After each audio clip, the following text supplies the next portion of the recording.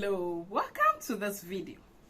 So, are you considering getting your tubes tied? Are you thinking about, opting for a permanent birth control method in order to prevent pregnancy forever? What are some of the basic things you should know about getting your tubes tied before you consider having the procedure? My name is Christiana Mausi Sayram, and I'm a public health practitioner. Okay, so let's talk about tubal ligation. Tubal ligation is also, it has several names. It can also be called tubal sterilization, female sterilization, or getting your tubes tied. Some people even say getting your womb tied, but the procedure does not involve, tying the womb or the uterus. And then it could also be referred to as bilateral tubal ligation, or BTL for short. Okay, so what is tubal ligation or BTL? What does it mean? So BTL is a surgical procedure that is done to prevent pregnancy. So it's actually a permanent birth control method which is suitable for women or couples who do not intend to have any more kids.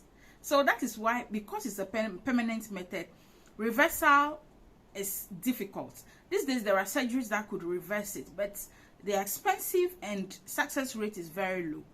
So you need, and there are complications that come with those, tubal ligation reversal surgeries as well. So that is why you need to be very sure that you do not want any more kids before you opt or you give your, written consent for this procedure to be done. So what is it? How is it done?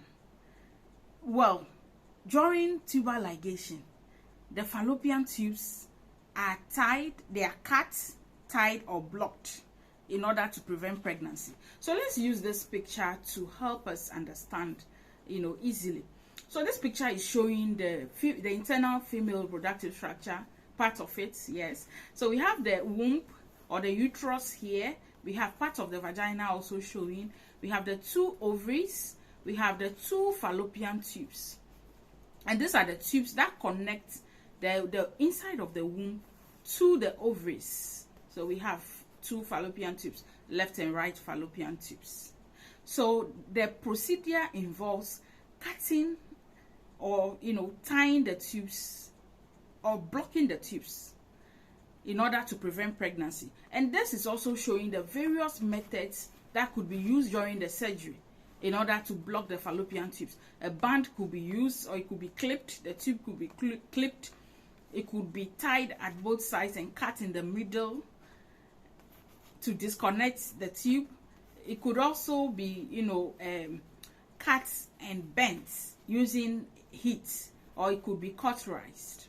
Now, how does this method prevent pregnancy?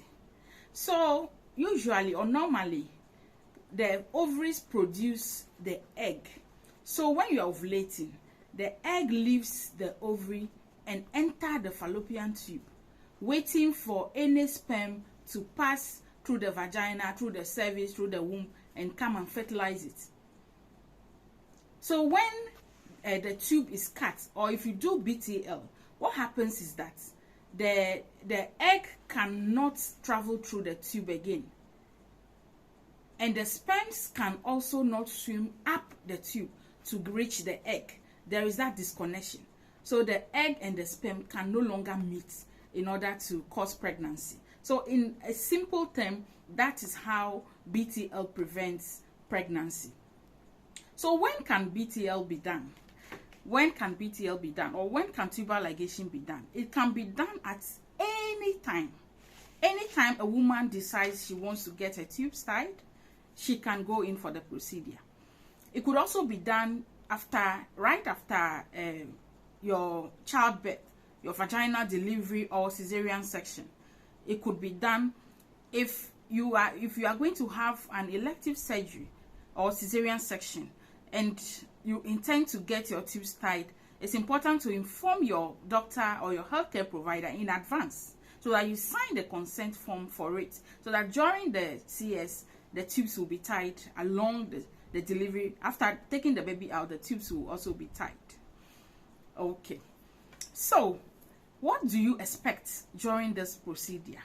So it's important to note that this procedure does not take a long time. Within 30 minutes, you'll be done with the procedure. The doctor should be done with the procedure.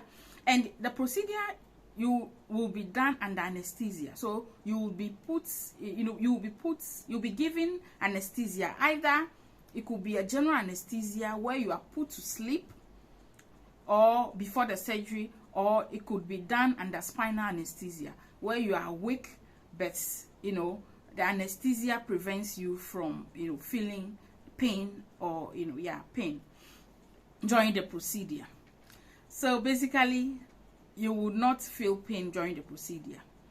Then if you are doing the procedure few days after vaginal delivery, a small incision will be made under your belly button or your navel, right under your navel, to be able to easily access your fallopian tube.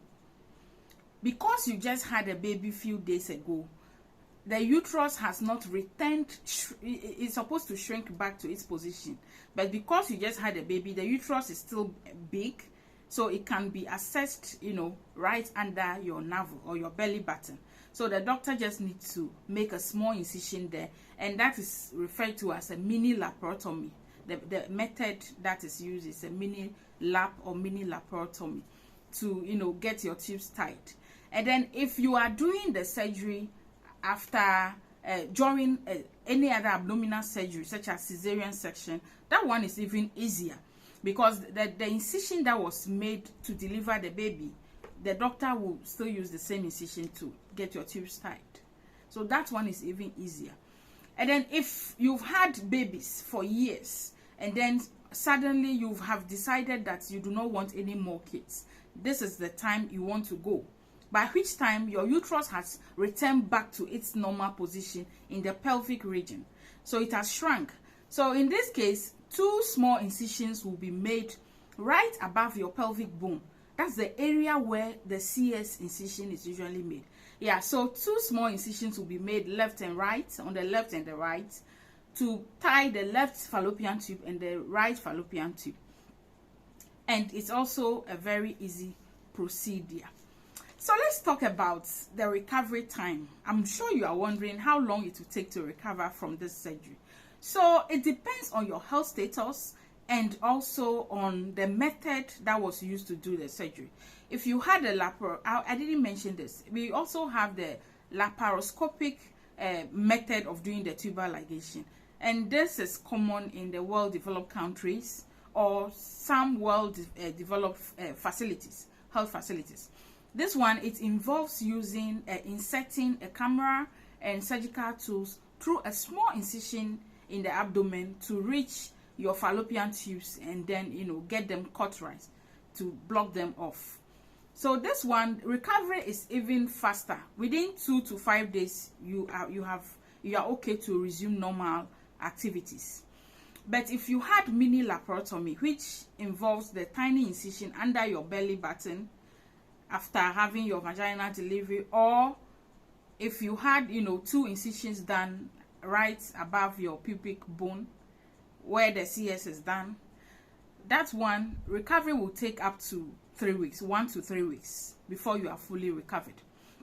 And then if you had it during CS, recovery time may be longer, up to usually CS, it takes up to at least 8 weeks or 2 months for the woman to recover. So the longer recovery time is not because of the BTL, but because you had a major abdominal surgery such as cesarean section. So basically that is BTL. So think about it, and once you are ready, go to the hospital, talk to your healthcare provider or your doctor, and then they will guide you through the preparation, and then you have it done. And usually if you just walk in to get it done anytime other than after childbirth, it is treated as an outpatient procedure. So after the procedure, within few hours, once anesthesia wears off, you can be discharged home.